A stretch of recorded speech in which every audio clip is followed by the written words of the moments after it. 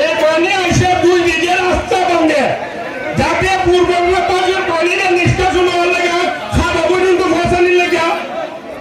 আরে মাইকে তো তাহলে আমরা কইলে মনে বুঝতা আমি মিজান বাগের থেকে লই নিলাম এই কই যাও তুমি আরেন যাও আরে এখানে আজকে তো বলুন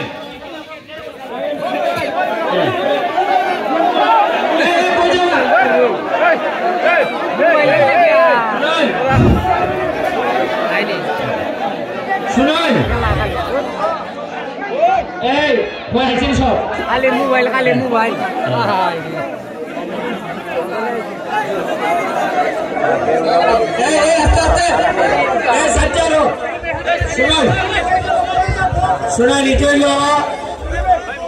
রতনপুর সবচেয়ে বেশি ভোট পাইছি আমি এখানে আপনারা কইতাছেন ঈদগাহ কইতাছেন রাস্তা ওই মিজান ভাই কইছে রাস্তা হ্যাঁ আজকে কিন্তু দাবির দিন না আজকে কিন্তু কোনো সমাবেশ না আজকে আমি আইছি আমার ব্যারিস্টারের রুজির থেকে এমপির থেকে না ব্যারিস্টারের রুজির থেকে কিছু গাছ কিনে আনছি গাছের কোনো বরাদ্দ সরকারে দেয় না আমি দেখলাম খালি যদি রাস্তায় বানাও মানুষের পরিবেশ ঠিক রাখতো কিলা আমি নদী ঠিক করছি সোনারঘাট একটা 80 লাখ টাকা দেয়া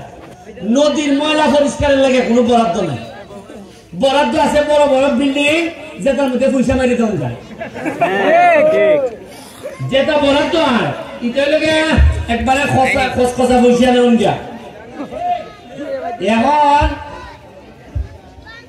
আমার কাছে যেটা আশ্চর্য লাগতেছে যে আপনারা চিন্তাও করতে পারতেন না কি পরিমাণ বরাদ্দ হয় এই যে আমি আইবার সময় গাড়ি উঠিয়া আইবার সময় আমার কাছে চিঠি আইছে কিতা চিঠি আইছে আরো 1 কোটি টাকা বরাদ্দ মাধবপুর সোনারঘাটের লাগে ইভন তো রাস্তাঘাট করবার লাগে বরাদ্দ দেওয়া হয়েছে 5 বছর আমি খরচ করতাম 25 কোটি কত আর এমনি টিআর কাবিটা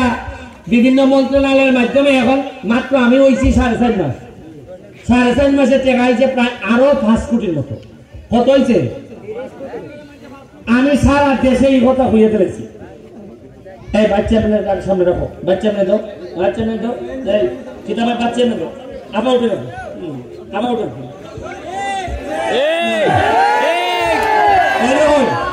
ঈদের আগে যখন বেটি অত করে তৈরি বাচ্চা আমি বেটি চিল্লা ফিসি দেওয়া লাগে বক্তব্য দিলে না বেটি চাকরি হইব সামনে এখন আপনারা বলছেন যে এই ঈদগাহটা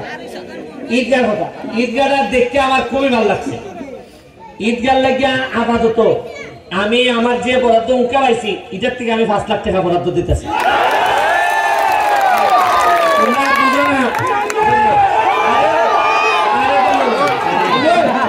আরে 5 লাখ যদি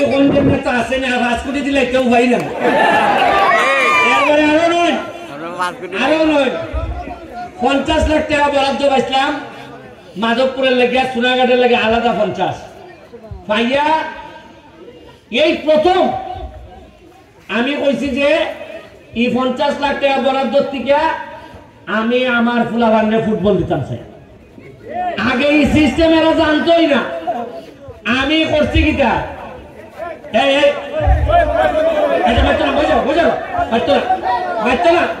আচ্ছা এরা ক্যামেরা করতেছে এটা যাইব দেশ বিদেশ বুঝলেন এরপরে মাধবপুরের প্রতিটা ইউনিয়নে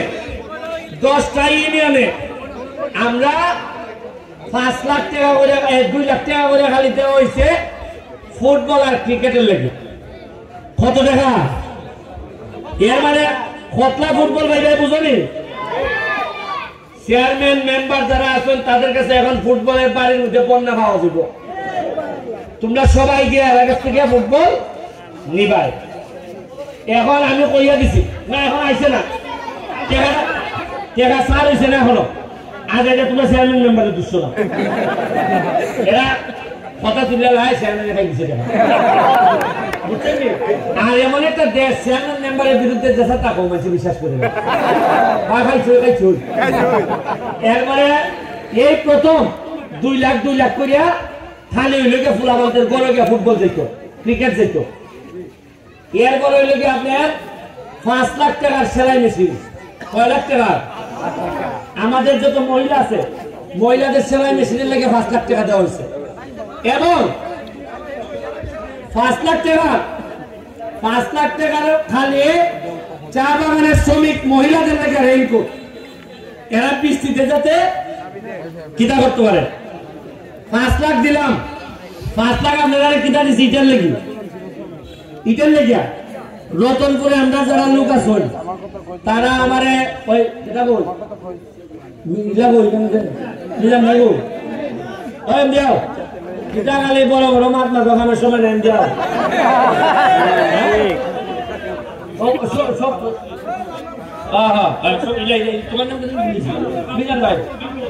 মিজান ভাইরে কইলাম তোমরা কামরুল বইয়া তোমরা লাগে আমি আরো 10 লাখ টাকা বরাদ্দ দিয়া দিলাম 10 লাখ টাকা তোমরা আমারে কইবাই জেলা পরিষদের প্রজেক্ট এটা কিতাব যেমন লাগবো আমারে কইবাই 5 লাখ তোমরা লাগে খালি আমি ঈদগার লাগে বরাদ্দ দিলাম আরে তোমরা আজকে ইলা খান দেয়া করে মানে অভ্যাসটা এমন হয়েছে কেউ আর ধৈর্য ধরতে চায় হ্যাঁ না ভাইতে এটা একটা খিটা লাগিয়েছি মনে করতেছে ওই নদীর যে বল ধরে জায়গারই বল কিন্তু আমি যে যাওয়ার না আমি তো স্পষ্ট হয়ে দিছি এই যে আমরা এবার সৈয়দ সাহেব উপজেলার চেয়ারম্যান হয়েছেন টাইম গেছে নিলে গিয়াও হজে টাইম আমি কইয়া দিছি স্পষ্ট যে ওয়াজ থেকে আইবে না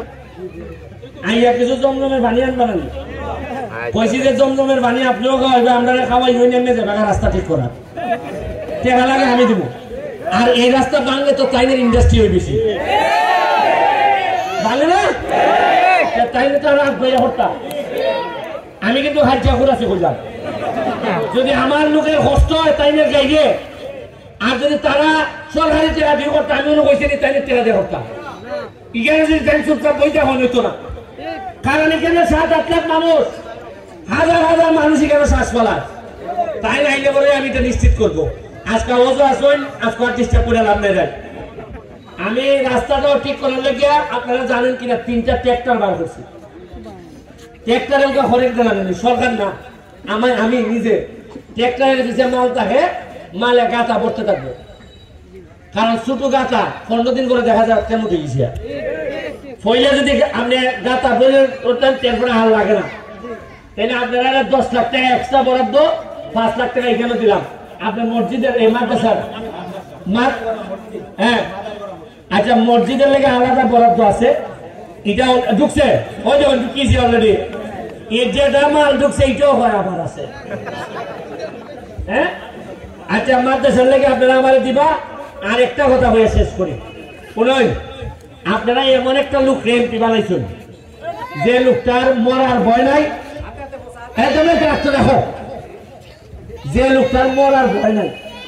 আপনারা এমন একটা লোক এমপি বানাইছেন যে জীবন চিন্তা করে না যে আগামীবার এমপি তুইব আমার কুস্তায় যায় না কেন জানেননি 1 টাকা যদি আমি দুর্নীতি না করি 1 টাকা খাই না নিজের ইনকামের টাকা নিয়ে হাইকোর্টের টাকা নিয়ে কেন দেয় তাহলে এমপি মেয়েদের অত মজা খেয়ে আমি জানি আমার জীবন কি হয়েছে দিনে রাইতে ঘুমাইতে